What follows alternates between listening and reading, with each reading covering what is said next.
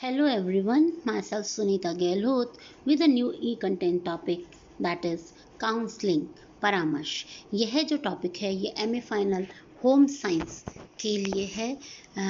उनका ये topic unit 3 का जो चैप्टर है काउंसलिंग उससे लिया गया है। परामर्श, पहले हम उसको परिभाषाओं के साथ समझ लेते हैं।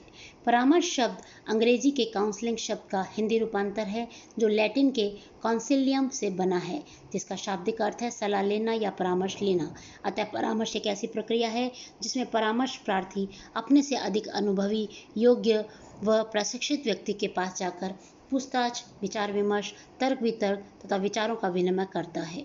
इस प्रक्रिया के उपरांत प्रार्थी समस्या समाधान योग्य हो जाता है, उसका अधिकतम विकास होता है और वह अपना निर्णय स्वयं ले सकने योग्य होता है। अब कुछ परिभाषाएं जान लेते हैं। परामर्श एक प्रक्रिया है जिसके माध्यम से एक छात्र व्यवहारों के सीखने अथवा परिवर्तन करने और विशिष्ट लक्ष्यों को स्थापित करने में व्यावसायिक रूप से प्रशिक्षित व्यक्ति के साथ कार्य करता है, जिससे वह उन लक्ष्यों को प्राप्त करने की दिशा में अधिकार रख सके। एजे जोन्स के अनुसार था ये। रूथे स्ट्रॉन्ग के अनुसार परामर्श प्रक्रिया समस्या समाधान का सम्मिलित प्रयास है। रॉबिन्सन के अनुसार परामर्श शब्द दो व्यक्तियों के संपर्क की उन सभी स्थितियों का समावेश करता है जिनमें एक व्यक्ति को उसके स्वयं के तथा पर्यावरण के बीच अपेक्षाकृत प्रभावी समायोजन प्राप्त करने में सहायता की जाती है। बर्नार्ड तथा फुलमर के अनुसार परामर्श को उस अंतर्वैयक्तिक संबंध के रूप में देखा जा सकता है जिसमें व्यक्तिगत तथा सामूहिक परामर्श के साथ साथ वह कार्य भी सम्मिलित है जो अध्यापकों एवं अभिभावकों से संबंधित है और जो विशेष रूप से मानव संसाधनों के संबंधों के भावनात्मक पक्षों को स्पष्ट करता है। कार्ल रोजर्स के अनुसार परामर्श एक निश्चित रूप से निर्मित स्वीकृत संबंध है जो उपबोध्य को अपने उस सीमा तक समझने में सहायता करता है जिसमें वह अपने ज्ञान के प्रकाश में विद्यात्मक कार्य में अग्रसर हो सके।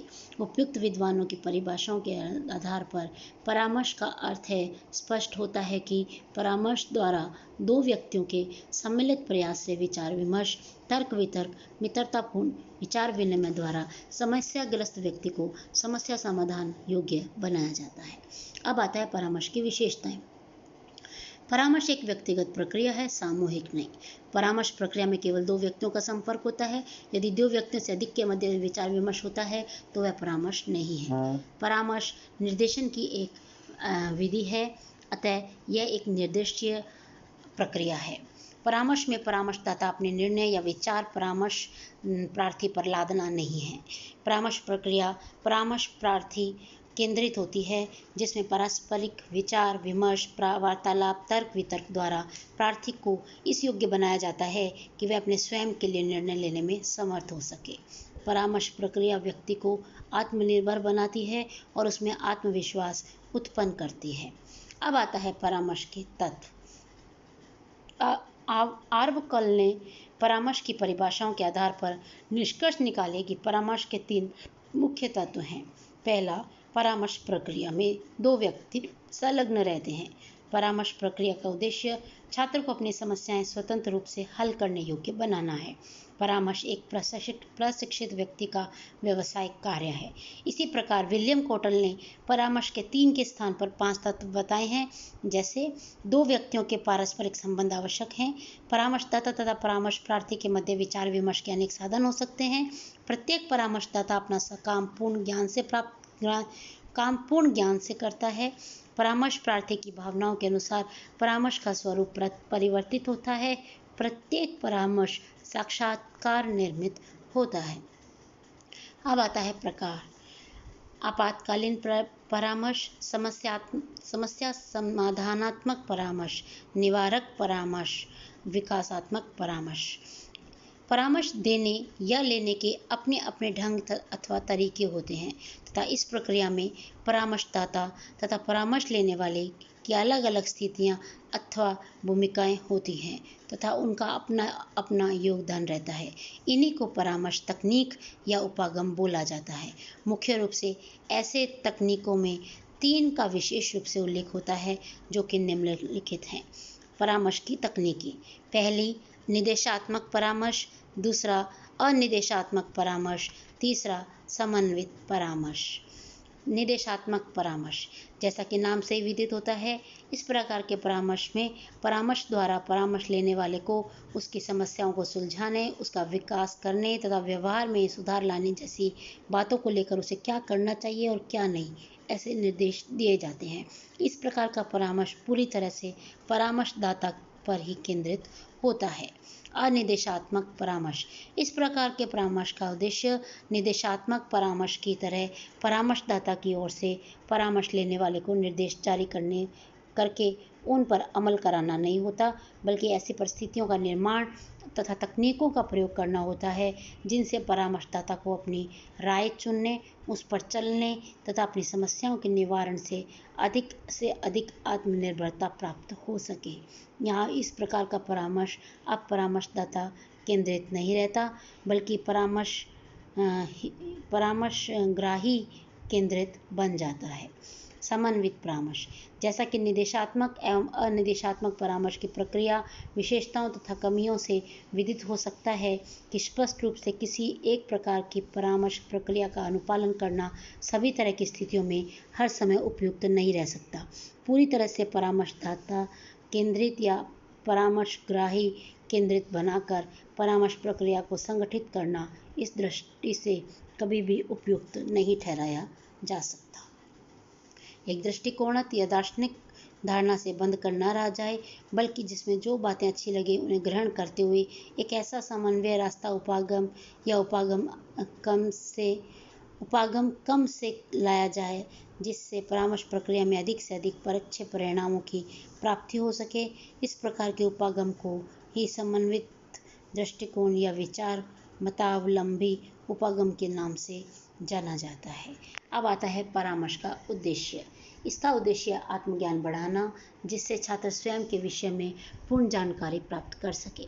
संस्थानों एवं कोर्सों का चुनाव, अध्ययनों की विधियों के चुनाव में छात्रों की मदद करना, समायोजन में मदद करना, व्यक्तिगत समस्याओं का समाधान करना, निराशाओं से उत्पन्न तनावों को कम करना, समस्याओं का समाधान के लिए आवश्यक कौशल में सुधार लाना। अब आता है परामर्शदाता के गुण। परामर्शदाता में अच्छे पारस्परिक संबंधों को विकसित करने का गुण होना आवश्यक है। दूसरों की आवश्यकताओं का ध्यान रखना, अपनी विचारधारा की अपेक्षा दूसरों के दृष्टिकोण के प्रति सहिष्णुता रखना, व्यक्तियों को अपने पर ध्यान रखना, व्यक्तियों को समझना एवं स्वीकार करना, सामाजिक संवेदनशीलता, ईमानदारी, निष्ठा, व्यक्तियों से मिलने जुलने की योग्यता, व्यक्तियों में रुचि रखना, मौर्य, पारस्परिक संबंधों में सौहार्द आदि इत्यादि। दूसरे व्यक्तियों को प्रभावित करने तथा नेतृत्व की योग्यता या अन्य व्यक्तियों की सहायता करना तथा सहयोग देना। स्वास्थ्य जीवन दर्शन, नागरिकता का भाव समावेश तथा मान्य मूल्य व्यवस्था, उत्तम आचरण, रुचियां एवं सौंदर्य बोध तथा मानव प्रकृति में आस्था होनी चाहिए। नेक्स्ट, स्वास्थ्य मृदुभाषी, आकर्षक रूपरेखा, स्वस्थता। इसके अलावा उपबोध का ऐसा व्यवहार नहीं हो जिसका अन्य व्यक्ति हंसी उड़ाए। उच्च परिष्कृत सामाजिक अभिरुचियां, बुद्धि, कार्यक्षमता, अभिक्षमताओं में के प्रति झुकाव, तथ्यों का आदर, सामाजिक संस्कृति, व्यवहारिक निर्णय, सामान्य बुद्धि गुण का उत्पन्न उपबोधक में होना आवश्यक है। स्वयं की न्यूनताओं की जानकारी,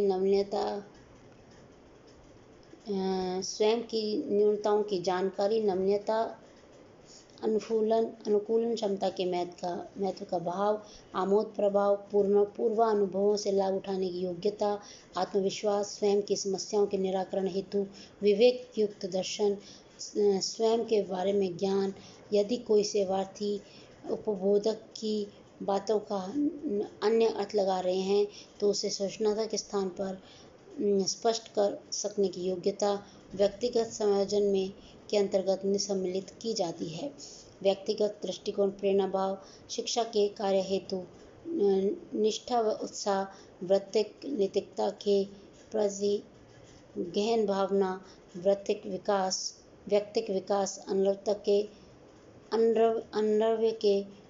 कर्तव्य के निर्धारित समय के अलावा भी कार्य करने की इच्छा, निर्देशन कार्य में रुचि लेना, उद्बोधन को सहायता प्रदान करने वाले कार्यों में प्रदान करने वाले के संबंध में कार्य करना। उपबोधक में इतना कौशल होना चाहिए कि वह अनुभव या औपचारिक शिक्षण द्वारा उपयुक्त अर्जित ज्ञान का उपयोग कर सकने में समर्थ हो। इसके लिए उपबोधक को बौद्धिक रूप से जागृत रहना आवश्यक है। उपबोधक का व्यवसाय का क्षेत्र विशिष्ट क्षेत्र होता है, अतः उपबोधक को इस विशिष्ट क्षेत्र से संबंधित विशेष जानकारी प्राप्त करने हेतु प्रयत्न करना चाहिए। उपबोधक को भविष्य में पैदा होने वाली रोजगारों की संभावनाओं की जानकारी के साथ साथ यह भी ज्ञान होना चाहिए कि उन विचित्र व्यवसाय हेतु कौन कौन सी योग्यताएं एवं प्रशिक्षण की आवश्यकता है। परामर्शदाता को विशिष्ट तकनीकों की प्रयुक्त करने में कुशल होना चाहिए, जैसे साक्षात्कार की तकनीक, नियोजन या स्थापना की तकनीक। इन तकनीक के अलावा उपबोधक को व्यावसायिक सूचनाएं संग्रहित करने तथा उनके विवरण व मापन परीक्षण की जानकारी भी होनी आवश्यक है। उपबोध में सामान्य गुणों के अतिरिक्त विशिष्ट गुणों का भी होना आवश्यक है, जैसे संतुलित व्यक्तित्व, व्यवसाय के प्रति निष्ठा, सामान्यताएं, सहानुभूति, सहयोग, सहिष्णुता, वस्तुनिष्ठा इत्यादि।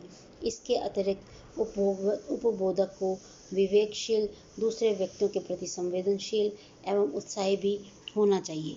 परामर्शदाता को अपने निकटस्थ के आर्थिक एवं सांस्कृतिक जगत को सामान्य जानकारी होनी चाहिए।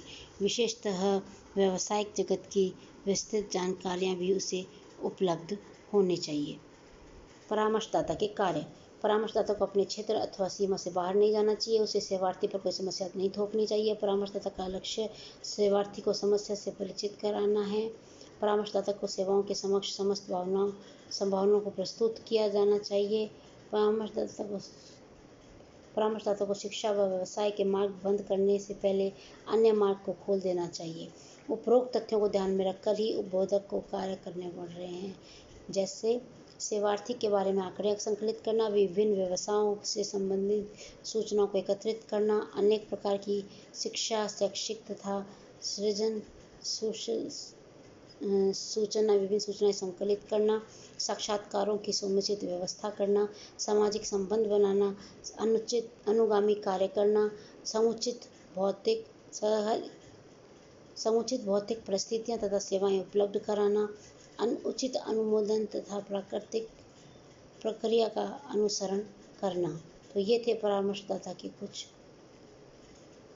और इसी के साथ यह टॉपिक यहीं पर समाप्त होता है।